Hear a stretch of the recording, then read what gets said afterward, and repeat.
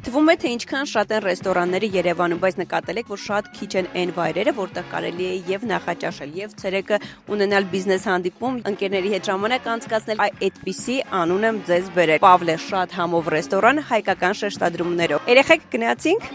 Այսպիսով նախաճաշի բրանչի թոփ եռյակը իմ կողմից Պավլեյով, Բենեդիկտ Բաստուրմայ թոփա, Յունիքա շատ յուրօրինակ է, երկրորդը Լոլիկով ձվածեղն է, որը Շատից էլ շատ համով է, ես Լոլիկով ձվի ֆանատ եմ, այս մեկը շատ համով է։ Եվ երրորդը Շիլան է, Շիլաները առողջարար են, բայց ոչ միշտ են շատ համեղ, այստեղ նաև շատ համեղ է։ Նունե, ձեր կարծիքը Պավլեի խոհանոցի մասին։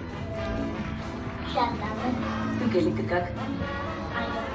Իմիջիալոց Պավլեն նաև շատ հարմար է բիզնես հանդիպումների համար, թե սրճել, արագ ինչ-որ բան քննարկել, թե միասին համով ուտել։ Եթե ուզում եք ունենալ ձեր առանձին տարածքը, այո, այստեղ կան նաև առանձնասենյակներ, դրանք 4-ն են, որոնք հարմար են եւ ընտանեկան, ընկերական հանդիպումների համար եւ գործնական։ Այն որ այստեղ շատ համով է, գեղեցիկ է, մենք դա արդեն հասկացել ենք, բայց որ այստեղ այսքան ուրախ է անցնում, այդ իրոք չգիտեի։ Գիտեք ինչ միջավայր է, որ կարելի է գալ ընկերուհիներով, ընտանիքով, ծնունդ նշել, ես հենց հիմա 3 ծնունդ եմ տեսել։ Ես ոչի տեղ, ես իրոք ուղղակի չեմ մտաբերում։ Այսինքն հայկական ռեստորանները շատ են, բայց որ լինի այսպիսի սպասարկում, այսպիսի խոհանոց եւ